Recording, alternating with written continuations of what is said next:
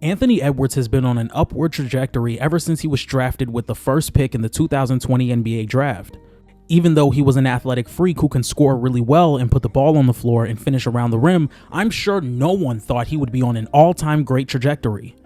And as he's gotten better, he's only gotten better in the playoffs and things that he's needed to work on, and he's constantly made improvements year after year. So in this episode of At the Buzzer Sports, we're going to be breaking down Anthony Edwards' improvement and why he's on an all-time great trajectory.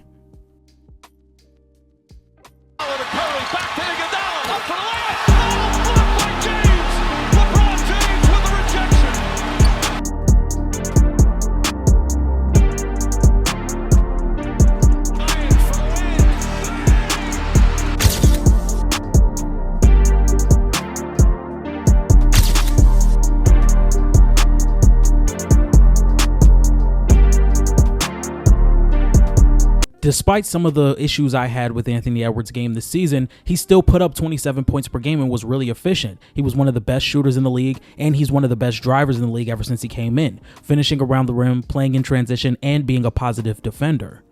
And I think the improvement he made as a three-point shooter is showing how good he is, even with the faults that I think he has. He's still one of the best drivers in the league, one of the best isolation players. He's become one of the best pick-and-roll players in the game and one of the best three-point shooters while being a plus defender and one of the best drivers in the league. So where I get these discrepancies from in his game is just the playmaking that I've seen in the playoffs and the lack of a in-between game with his mid-range and floater.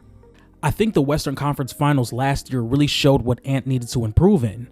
We all know Dallas was heavy in gaps and heavy in cutting off driving lanes, so when Anthony Edwards drives to the rim here, we're going to see that he has multiple passing options, including Karl-Anthony Towns, who's one of the best bigs in the league.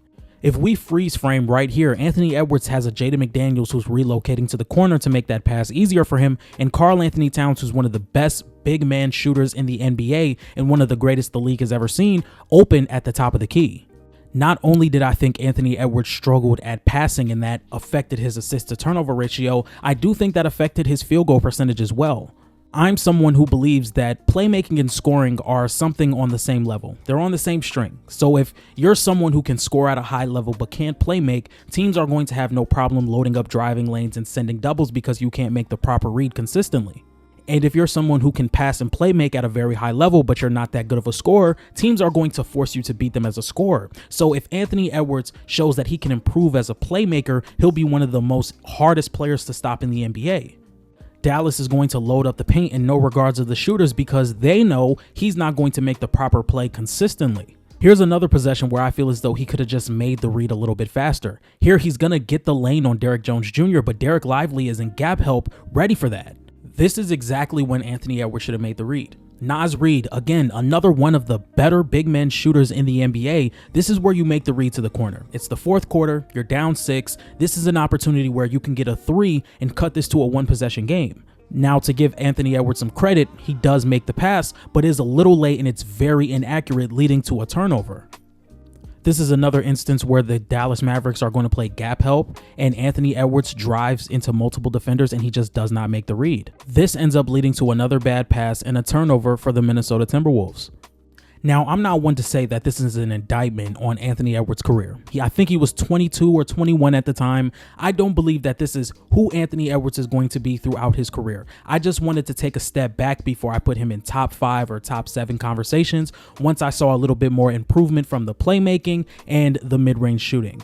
So going into this season, my biggest thing was, what can we see from his playmaking? What can we see from his in-between game so that can transfer better to the playoffs? And then the three-point shooting came, where Anthony Edwards was shooting 40% on 10 attempts a game. Guys like that are Steph Curry, Damian Lillard, Klay Thompson. That's the list. Anthony Edwards has put himself in elite three-point shooter conversations, and that's all time. That's not this season. That's not the past 2 seasons. That's all-time shooting conversations. In just one season, Anthony Edwards has become one of the most dual threat scorers in the NBA, getting downhill, finishing around the rim, getting to the free throw line, and now shooting off the dribble at a historic clip. This season, Anthony Edwards averaged almost 9 pick and roll possessions per game and gave you about 1.02 points per possession. That's tied for top 4 with anyone with 8 possessions of pick and roll or more this season. And I think a lot of that has to do with how much of a dual threat he is as a scorer now that he's added the 3-point to his arsenal. Here, he's going to get a pick and roll from Rudy Gobert, and he's going to spray the drop coverage with his 3. Even in an action where Anthony Edwards is being used as a spot-up shooter in the corner, so the offense can have more spacing. Mike Conley is going to create rim pressure, and instead of staying on Anthony Edwards, Ryan Dunn is going to help off, leaving Ant for a wide open 3 that he knocks down. Let's just watch how much the defender collapses on a drive when Anthony Edwards gets the ball. Here it's going to be knocked out to the perimeter where Anthony Edwards picks it up. Rudy Gobert is going to set the screen, and Anthony Edwards is going to fake him into the screen and get a wide open 3. Now let's take a look at the off-ball scoring. Anthony Edwards is going to reposition himself to receive a screen from Mike Conley. Conley creates rim pressure. It gets stopped there. And watch Anthony Edwards. He's going to position himself as if he's about to drive off the catch, jab step, receive a screen from Conley, and now it's an open 3.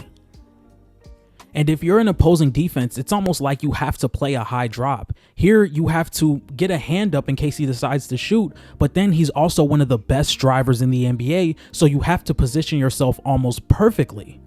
So if you're wondering, why do players have to play a high drop when playing against Anthony Edwards? Not only is this guy one of the best pull-up 3-point shooters in the league, once again, 10 attempts a game, 40% per game. Anthony Edwards is one of the best 3-point shooters in the league, but he's also one of the best drivers in the NBA.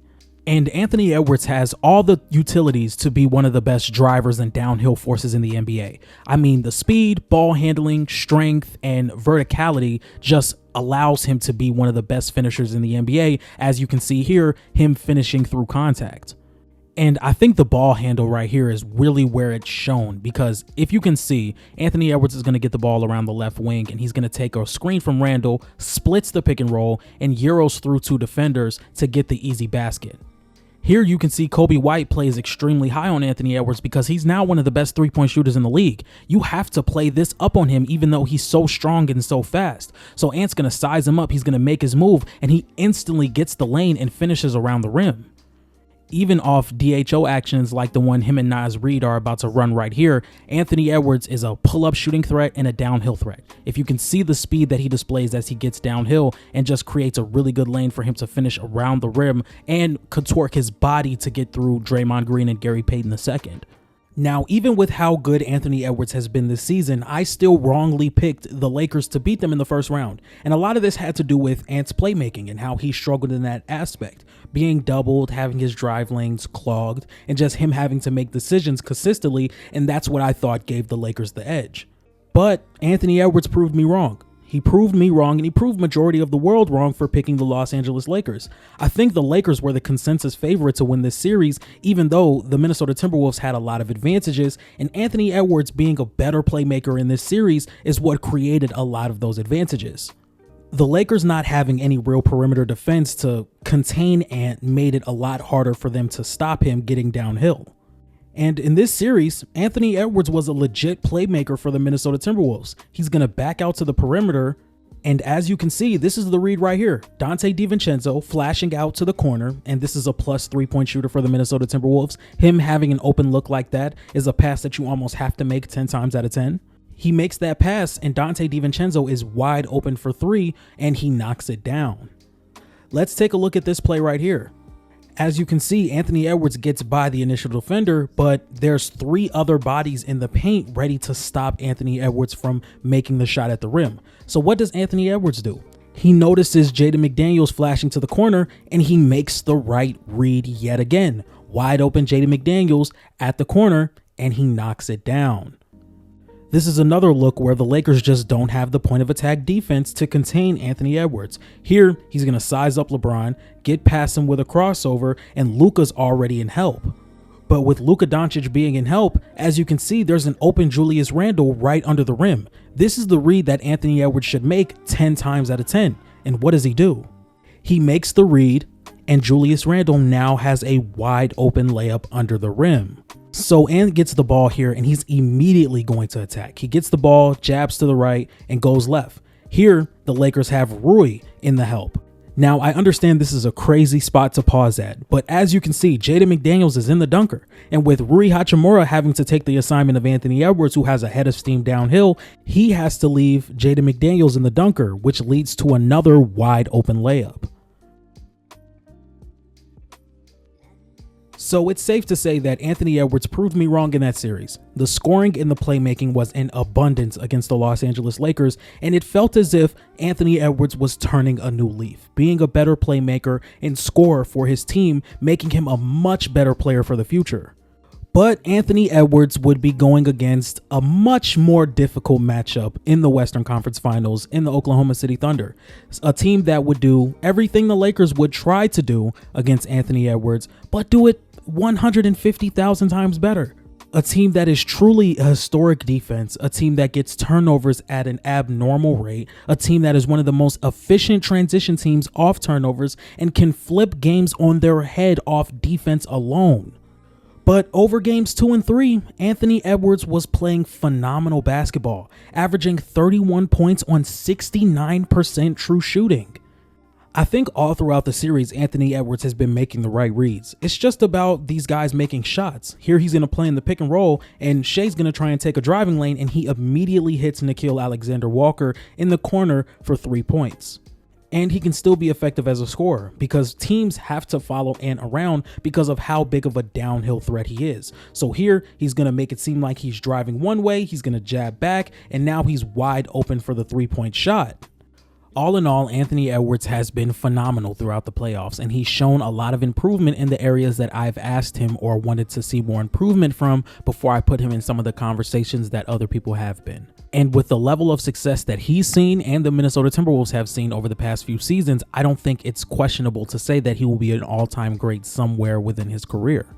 So, ladies and gentlemen, if you guys like this type of content, please be sure to like, comment, and subscribe. Make sure you guys follow me on Instagram at @TheBuzzerSports. Make sure you guys follow me on TikTok at ATBSportsENT. Make sure you guys follow me on Twitter at ATBSports1. And make sure you guys follow my playback room where we will be watching historic games over the offseason. And with that being said, I will see you guys next time. Peace.